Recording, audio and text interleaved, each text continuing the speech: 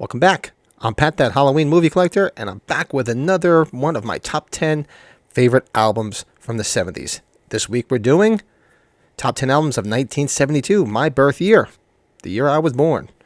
So looking forward to this one. One's definitely going to be another eclectic mix of music because, as I've mentioned in some of these other videos, I like everything. If I like it, I like it. I make no apologies. I don't stick to one specific genre.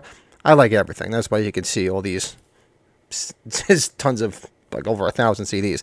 I listen to what I like, and I make no apologies. So this one has a lot of familiar bands that you've heard from the previous two episodes, because everybody was putting out new material every year, consistently. Some bands, like my favorite band, Kiss, would do 2 a year. And we haven't gotten to the Kiss releases yet, not till we get to 74.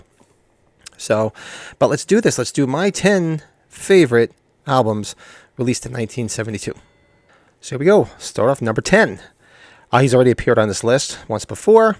We lost this, one of my favorite artists, we lost way too young and so long ago, back in 93. So my number 10, Frank Zappa and the Mothers of Invention, The Grand Wazoo, released on November 27th, 1972. Now, as I've mentioned before, I know the Mothers of Invention are an acquired taste. I like them, but I do prefer his solo stuff a little bit better. There's, I believe, 5 songs on this album, because Mothers of Invention would just go on and on and on and just jam like forever on their albums. But if you like that, it's something to just listen to. I've always enjoyed it, and it's just interesting stuff to me, I guess. That's why I say it's an acquired taste, the Mothers.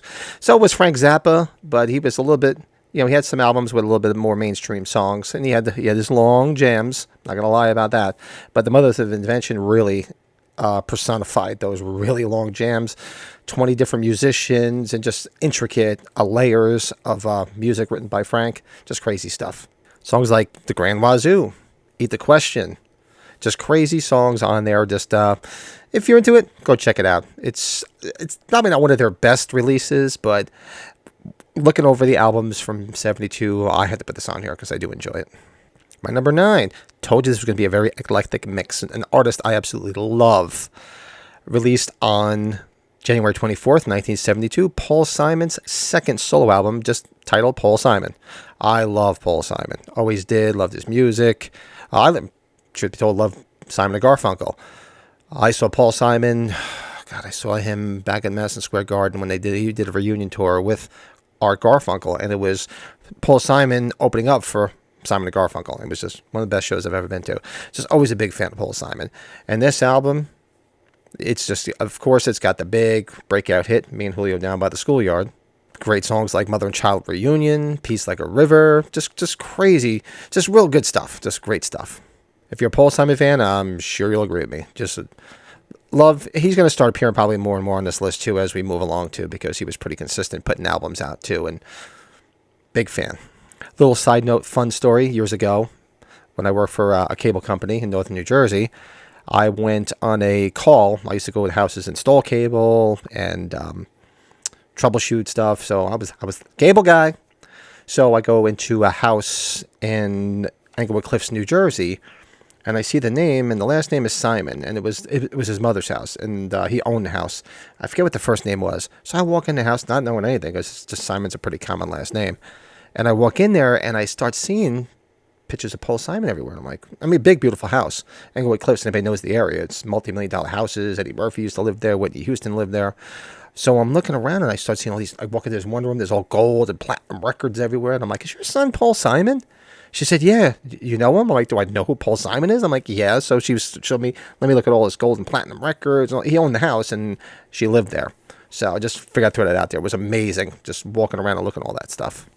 My number 8, released on November 8th, 1972, sticking with a very eclectic mix, Lou Reed's Transformer. Now, Lou Reed, if you were a fan of the Velvet Underground, which I was, and same thing there, very much an acquired taste, very groundbreaking, very influential band. If you like just the Velvet Underground, or you liked them with Nico, it was all good stuff. But when he went solo, he really pumped out a lot of great stuff, especially in the 70s. And this album, of course, has his seminal hit, Walk on the Wild Side, which, you'll hear every day on classic rock radio. Other songs like Satellite of Love, Vicious, just great. There's a lot of good songs on here. But probably to me, it's probably his best album. That's just my personal taste. But it's just really good stuff. If you like that, I guess you could call it. I always consider it like proto punk, especially even the Velvet Underground, and it's just going to bring about a lot of other bands that are going to appear on these lists as we start to move through the 70s. And I won't spoil it, but we'll see where it goes. My number 7, released on May 12th, 1972. Rolling Stones, Exile on Main Street. Same here. You're going to see a lot of familiar bands as I move through the 70s because they just pumped out amazing stuff on a yearly basis. So, and this was no exception. Great songs like Tumbling Dice. I'm a big fan of Mick Taylor. I wish he would have stayed with the Stones. What a great guitar player. And songs like Rocks Off and Happy. I mean, this was a double album. There's a lot of songs here to choose from. So, obviously, I think the one you're probably going to hear the most on the radio is Tumbling Dice. But if you're a big Stones fan, there's a lot of hits on here. Number 6, released on February 12th, 1972, only 6 days after I was born. The Alman Brothers, Eat a Peach. Now, unfortunately, God, this is the last album released with Duane Allman before he died. And like I said before in the other videos, man, what a great, I'm probably one of the best guitar players ever. And I can only imagine how much more he would have had he not died in that motorcycle accident. What a shame. But Eat a Peach, what a way to go out, huh? You got Melissa on here, One Way Out, Ain't Wasting No More Time, Little Martha. Every song on here is just amazing. So, and if you're gonna go out, go out on top in this album. Amazing. My number 5, released on June 30th, 1972, Alice Cooper's School's Out. Of course, it contains the iconic song that you can hear every single day on the radio, on classic rock radio. Songs like Looney Tune and My Stars. Just great, because you had Dennis Dunaway on here, and one of my favorite guitar players, Glenn Buxton. And it's just classic Alice, produced by Bob Ezrin. I'm a big Kiss fan, and if you Kiss fans know who you all know who Bob Ezrin is. So it's just great sound, great songs on here, crafted well, and one of my favorite Alice Cooper albums. Number 4, he's appeared several times on this list, and he's going to appear a lot more. David Bowie's Rise and Fall of Ziggy Stardust and the Spiders from Mars, released on June 6th, 1972. What's there to be said about the Ziggy Stardust era of David Bowie?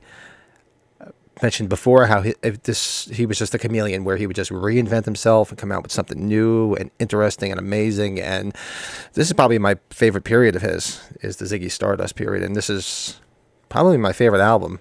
I just love it. Of course, you have the iconic Ziggy Stardust song in here. You have, of course, Suffragette City, another song you'll hear every day on the radio probably. Moonage Daydream, Starman. Front to back, a stellar album from David Bowie, and probably arguably my favorite one. My number 3, released on March 25th of 1972, the album every guitar player needs to own. Right? Deep Purple, Machine Head. For one reason only, because if it's a rite of passage to learn how to play the riff to Smoke on the Water, and this is the album that gave us Smoke on the Water. So yeah, just a unbelievable release between Smoke on the Water, Highway Star, Lazy. This just another just amazing album from Deep Purple, and it's essential. It's essential to hard rock, metal. You need to own this, and as a guitar player, it's absolutely essential because it's a rite of passage. You have to learn how to play Smoke on the Water. My number 2, released on September 25th, 1972. And yes, they didn't top the list this time around. They've topped the list the last 2 videos I did from 1971. Black Sabbath, Volume 4. Yeah, they got knocked out of the top spot by basically, next to Kiss, my favorite band. And you'll find out shortly. But Volume 4... Now, the albums that Sabbath put out in the early, the string of albums they did were just amazing, the stuff that they were pumping out at the time. Volume 4, no exception. Come on, Supernaut, one of my favorite songs ever. Tomorrow's Dream, Snowblind, St. Vita's Dance, just so many great songs on here. It's just amazing. The stuff that they were pumping out, you always wondered if they sold their soul to the devil, because how the hell can you, of course you had Tony Iommi, who was considered the riff master. Where did you get all this material? It was like a vessel just flowing through them from album to album in this time period. And had it not been for the next band that's on this list at number 1, they would top this list again. just like they did the last two videos. And my number one, released on January 16th, 1972. Blue Oyster Cult debut release, Blue Oyster Cult. And for those that know me, or if you're just starting to watch this channel, Next to Kiss, this is my favorite band of all time. And this was their first album, and it's one of my favorites. I've introduced my kid, my son is a huge Blue Oyster Cult fan. This is his favorite album of all time. And it's just amazing. I know, of course, Blue Oyster Cult, they've unfortunately fallen into that category of one-hit wonders because of Don't Fear the Reaper, or two-hit wonders if you want, with Burnin' For You. But if you do a deep dive into some of their music, it is just stellar, amazing music. Every album, and they're going to appear. They've appeared in '72. They're probably going to be on every one of these lists and pretty high up, because especially OG, the original band of Blue Oyster Cult, they're going to appear real high on these lists, because it's just absolutely, they're going to be neck and neck with Kiss as we move forward, post '74. But every song on here, from Cities on Flame, Transmaniacon, MC, then came The Last Days of May. A lot of these songs, I've seen them a million times in concert, take my son several times, and a lot of these songs are still in their set list. Stairways to the Star, or the one my son always loved when he was a kid, She's as Beautiful as a Foot. Very sci-fi-ish and very eccentric, and especially if you do read the backstory of a lot of these songs, and who they co-wrote a lot of them with Sandy Pearlman. So there's a lot of strange influences, and if you really deep dive into some of the songs, it's pretty cool if you're interested. It may or may not be, but that's my number one for '72, my birth year, and it's great because it's my birth year and it's my second favorite band of all time, Blue Oyster Cult. So there you have my top 10 albums from 1972. Do me a favor, throw some of your favorite ones, or throw a whole list. Give me all 10 of your favorite albums released in 1972, right? Or just throw a couple in there. Maybe some of the ones I have on my list are on your list. Maybe none of them are on your list, which would be great, because there was a lot of great albums, and depending on your taste in music, where you rank them, there's a lot of stuff on here. I mean, you look at that year, there was some great releases from, like, Elton John, Al Green. There's great stuff, but this, you have to keep it to 10, and it's all subjective, because it's all personal taste. But so when I looked and did my ranking, I said, these are the 10 that stand out to me. I mean, number 1 and number 2 and number 3 were they were easy, because I'm sorry, they were easy for me. But yeah, do me a favor, hit that like button. Helps people find this channel, get some more people into music, because you find out there's a lot of music on here, horror, collecting, movies, all sorts of shit. This channel is just a mishmash of things I like, and that's why I do what I do.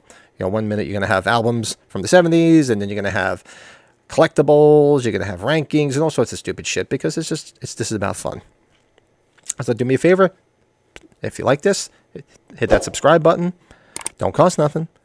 And there'll be a lot more of these coming out. So you figure another week or two, we'll hit 1973. I already know one album that's going to be in the top 3. So depending on what other ones I choose, it's going to be really high up there. So 73 is going to be an interesting one, because there's quite a few that I have to include on this list rather. So till next time, hope you enjoyed this. Like, subscribe, comment, all that happy horse shit, and talk to you soon.